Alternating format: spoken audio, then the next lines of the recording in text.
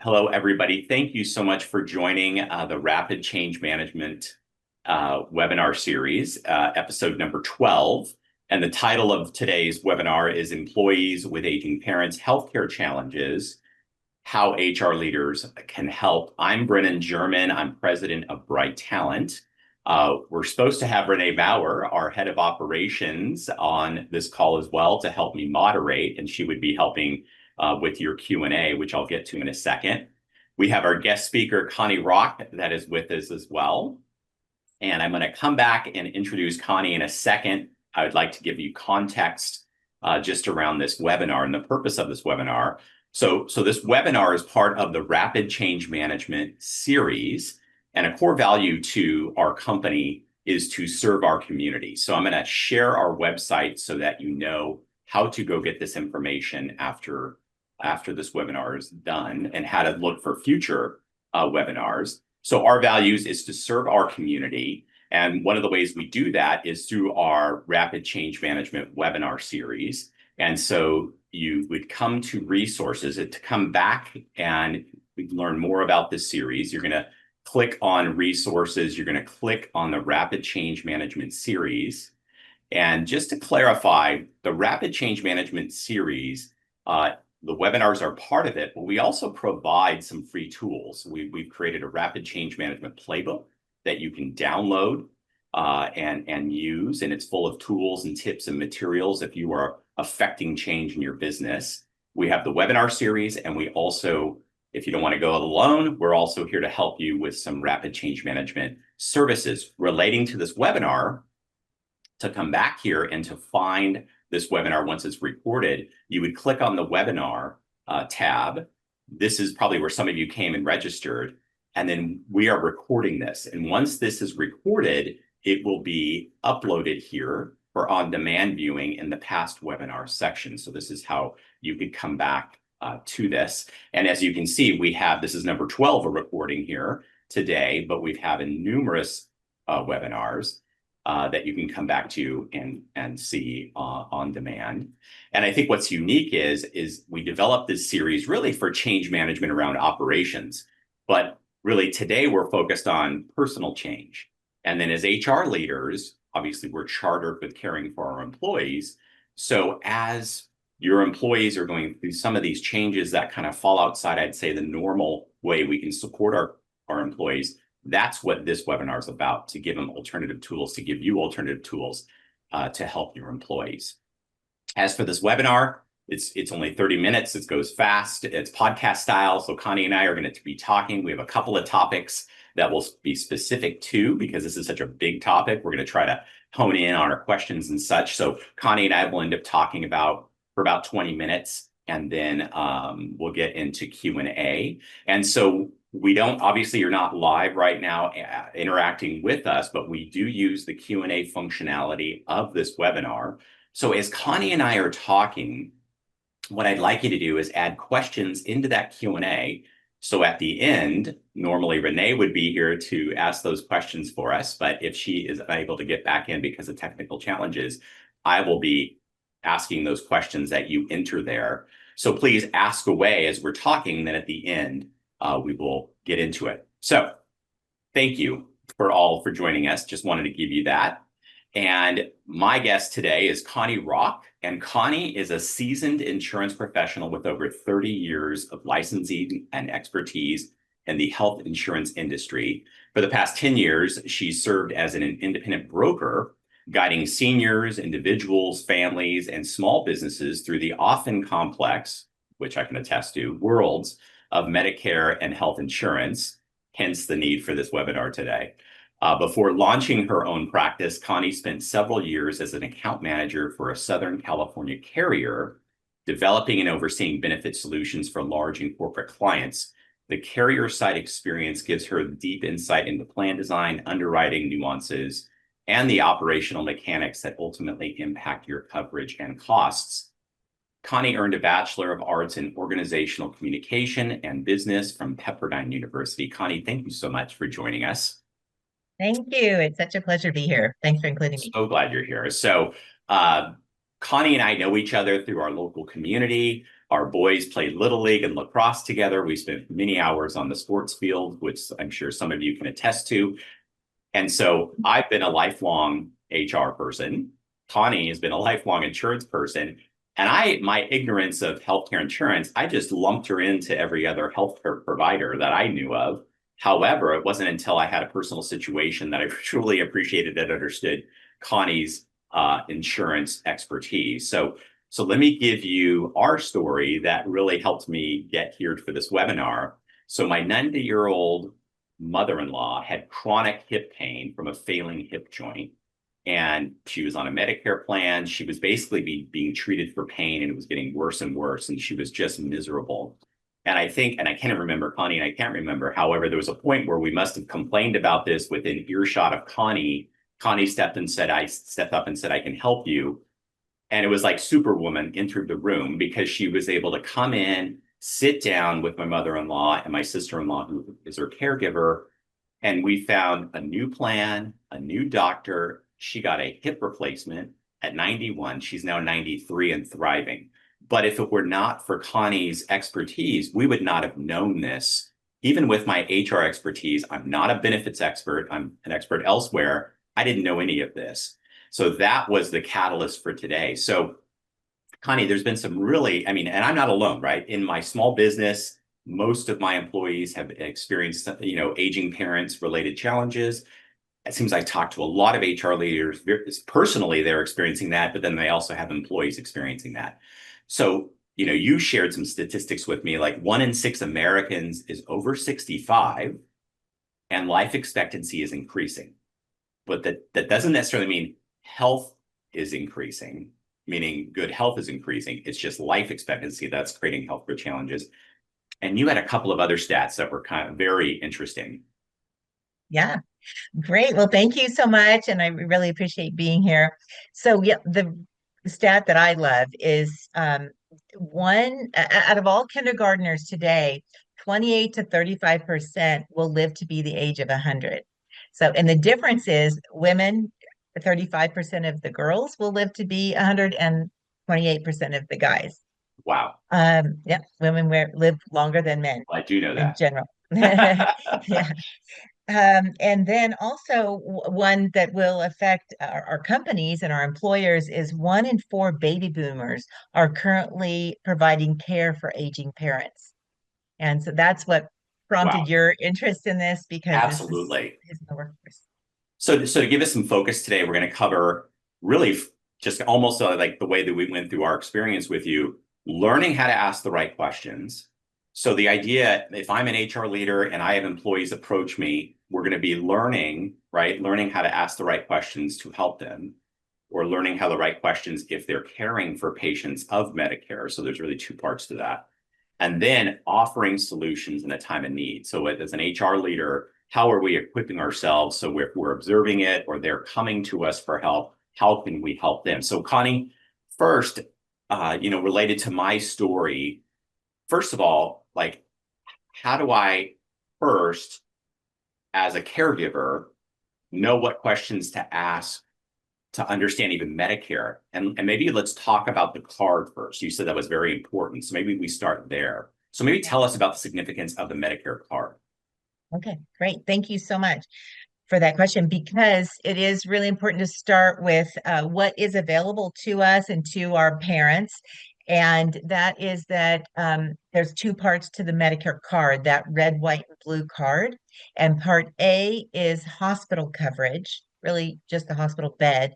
And then part B is everything other than that hospital, anything that's covered that's medically necessary, like a doctor, specialist, hospitalization. So if I were a baby boomer, let's say, or any child of an adult who's aging, is to take a look at what they do have. So do they have their Medicare Part A and B? If they don't, there are methods to get that coverage.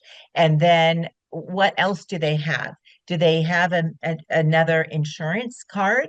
And why do they need a second insurance if Medicare is there for us?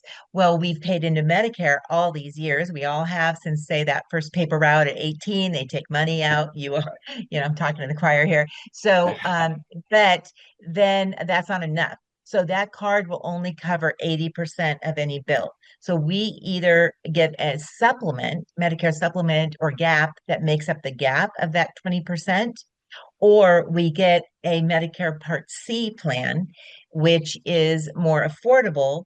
And then you turn over your Medicare really for payment of this Part C, and then they deliver care in a managed care setting, typically an HMO. Sometimes that's also called a PPO.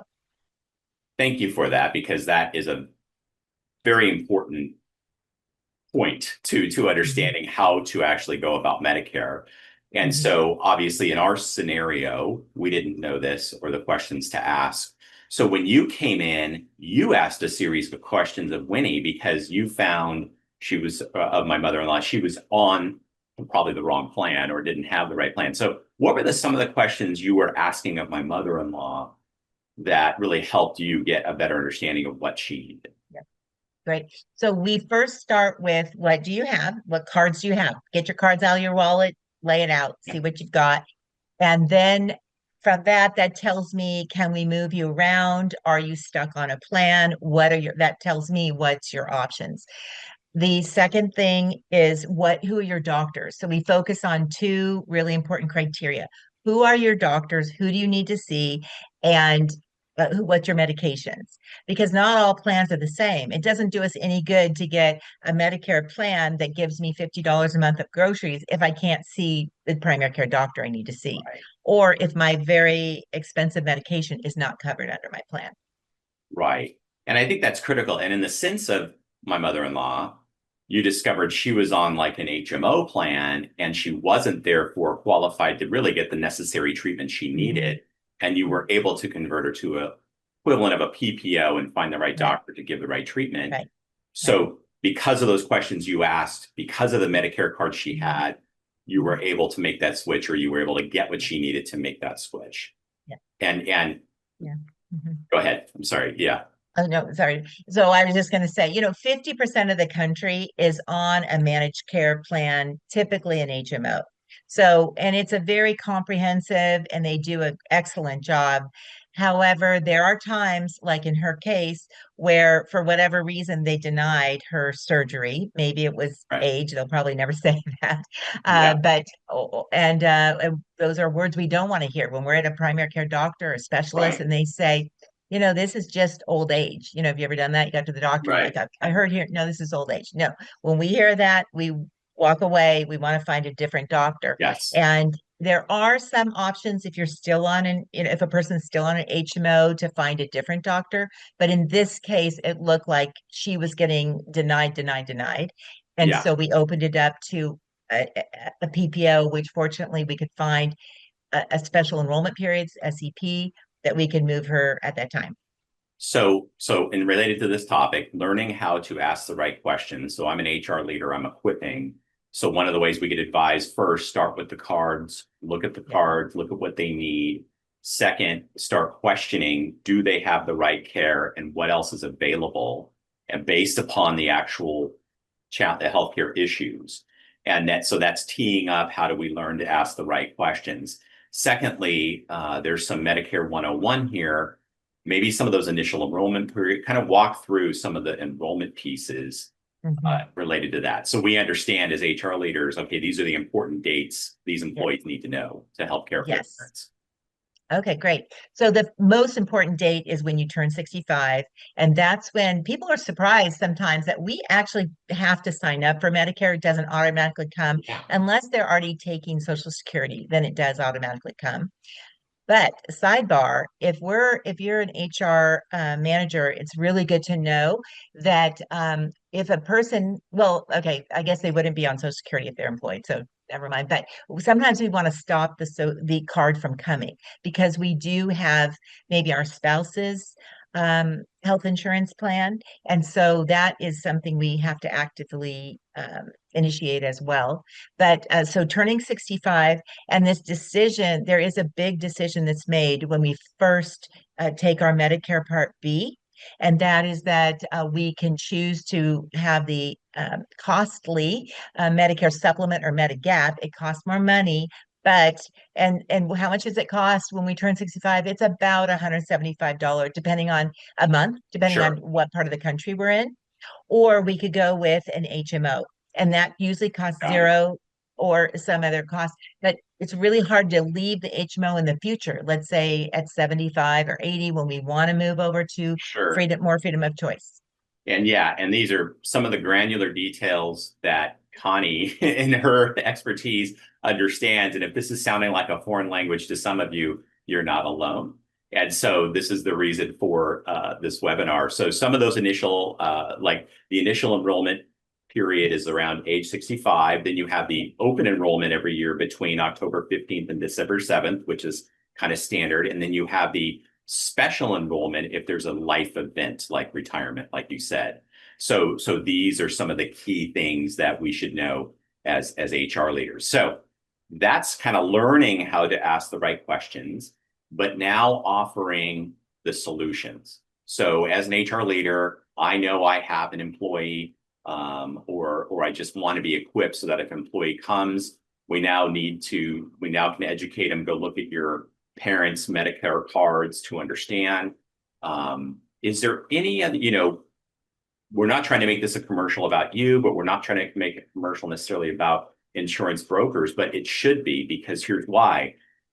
The best thing about Connie's role is it's free to us as caregivers, it's free to the patient, her services. And I'm saying there's others like her. And so as an HR leader, we need to understand, how do we offer these solutions? So if we're not going to take the time to really get in the level of detail that Connie is, maybe some of you came up through benefits and you already know this, but for some of us that do more the ops side, that stayed away from benefits like me and don't know these nuances, there is, like Connie, insurance brokers that focus on Medicare.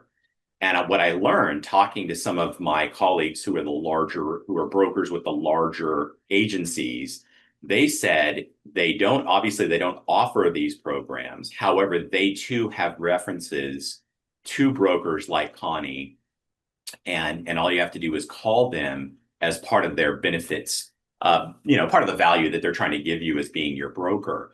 And it's important that, and we were talking about this, Connie, just like in every industry, there's good agents and there's not so great agents. And the best way to find the good agents is to get it through reference or referral. So as an HR leader, there's a couple things you can do. You can go to your benefits broker. You could probably go, obviously ask your community, your HR leader community. And then Connie, you were sharing that if you're the employee, you could go to healthcare providers. They'll have a referral for reputable agents. And then you can also go to, maybe even if you're aging parents in an assisted living or a senior living community, they often have references and referrals for someone like you that can help. And like, I want to emphasize this, there's no cost. The brokers get paid through Medicare, through the insurance. So there's no cost to you as the caregiver or the patient, or to your parent. So Connie, what are we talked about this, and Medicare really doesn't offer resources for this. I think what was the service they do offer, but it's really more for complaints. What's that called? Yeah, it's called HICAP, Yes. HICAP. And that is available as a resource. Sometimes it's for complaints. My understanding is it's a lot of volunteers. Yeah. So that is available. But I was going to mention that those are really good resources. And I think I really do encourage people to, if you do have an employee who is taking a lot of time trying to figure out their parents' insurance, to have them connect with a trusted agent. And I was thinking how I do get referrals, and it's sometimes from CPAs. You could tell them to go to their attorney, go to their financial advisor. They will all maybe have one or two local resources for support. During open enrollment, you mentioned the annual open enrollment period, which is October 15th to December 7th. I do webinars with major medical groups, and Yes. they promote those in the doctor's office. Sometimes there's flyers, Medicare, seminars. Right. And then also at senior centers, I have a table, and seniors come Yeah. by, or events just around that open enrollment period. Yeah, thank you for sharing that. That's really important. So So this kind of information, and the one way that you can get it out to your employee population, in fact, when I talked to the other broker from the larger insurance carrier, they were saying they do learn in lunches, right? As you do Yeah. too. They do webinars. They Mhm. have references. They have a call, you could ask them. So as an HR leader, I think there are opportunities there to just create this template for yourself of what to do and what you can provide and be proactive. And realize employees that are 65 are eligible for Medicare too. So that way, maybe they just don't even realize it. They want to continue to just stay on the company plan. But in some cases, Medicare might be better coverage than the company plan. So I know we can't necessarily promote it and not, invite somebody in to use it, but just let them know that this is available to them as they turn 65. So these are all really important resources, Connie, and thank you so much. And obviously you're available too. You primarily work in the state of California and Southern California, but we're talking to a national audience here, so they could be brokers. They will find brokers in their appropriate state. Um, Right. so Mhm. before we move to Q&A, did you have anything? I was just going to say one thing you just said. I have partnered with brokers before and HR leaders because somehow, and it is very sensitive, you mentioned that, to support people turning 65 who are with an employer group to transition to their Medicare, and that might mean skewing the benefits so that it's makes more sense for them to do that. It's less expensive for them, and the benefits on Medicare are fantastic, usually better than the company benefits, and getting those having the seniors off of the census, and it does bring the overall cost. Everyone's trying to cost control, self-funded plans, but also different size depending on the size of your group.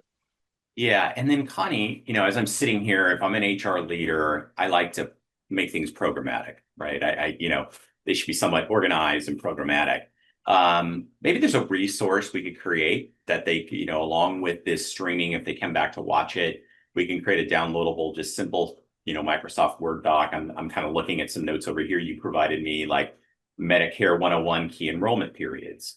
Medicare, you started listing Part A, Part B, Part C, Medigap. I mean, these are all things that I'm not familiar with. I think those are critical, right? So open enrollment, Medicare 101 in terms of what's available, and then maybe some other resources of where to go find referrals. So maybe we could create something like that for the group.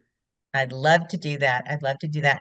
And I was just thinking of another time saving for your employees is Yeah. that I got a call the other day, and a client was Medicare eligible, and she said she has been on the call for 9 hours with Social Security because she's 9 getting hours. charged for her Part B. We have to pay extra for Part B if we're high income. She's not high income, but she had an anomaly year, too much information. But I said, hang up the phone. You don't need to call Social Security. I have a backline number to your local Social Security office. Okay. That's something that, a local agent, a trusted agent would, could support. And what a time saver. She had to she goes, I took the day off work. I said, I'm going to take care of this. I go, Oh you my don't need to gosh. do that. Let me give you this form that I have for you. And 2 weeks later, she called and said they took care of it. So I'm not seeing any questions. I think the one question that I would have again as an HR leader is just, or maybe not the question, just the reiteration of what resources are there for you. So to recap, it's going to be your broker because this kind of service is outside the norm, right, of their services. However, your broker is going to have these resources and references and referrals for you. You're also going to find them, like you said, through a trusted CPA, through a trusted attorney. You're going to find them possibly at the senior center that your senior center or assisted living that your aging parent is at, possibly the healthcare provider themselves. You work with doctors directly, which is great. So it's important to build that network and to create that network for your employees so they know how and where to go get this assistance as well. And then again, this is that value added really service you're providing your employees too. And it's just one of these nichey things that we were talking about that really are time consuming, obviously emotionally consuming. And a lot of times we're just simply trying to work and we've got some challenges beyond. And I was even sharing like caring for my dad lately, it doesn't feel like I'm just integrating it in to my life. It's extra. So it just feels extra. You know, I love my dad, obviously, but it's just there's more there. So that's why I thought this was just so critical to give this information the same way you helped my family, that you could help others. Obviously, Connie's available too for those that might need a resource. So we're kind of coming to time. Connie, any other thoughts? The only thing that came to mind when you were talking is just to be cautious too, because we want to say go to a trusted resource. And I really am available, even if somebody's in a different part of the country, to see if I have somebody in that state. I am in a couple of different states for certain products. But there's a big underbelly of my industry, just like many others, that is not supportive and not doesn't have the client's best interest in mind. And it's for whatever their Yeah, agenda is. They don't care to ask these questions that you've covered today. Who's your doctor? And they'll shift people who are seniors in a vulnerable community. So finding a trusted resource and not just the person who calls on the phone. right. Thank you for that. That's critical to find the right people. So thank you, everybody, for attending. We are grateful. This is, again, kind of outside the normal operational change management that we focus on. This is more on a personal level change that's happening in our lives as it relates to aging parents with healthcare issues. We will have future rapid change management series. So please come back and see what other topics we're having. And Connie, I'm so grateful for you taking the time and sharing your expertise. This has been wonderful. And I wish everybody a great day. Thank you. Thank you. Thank you so much. Take care.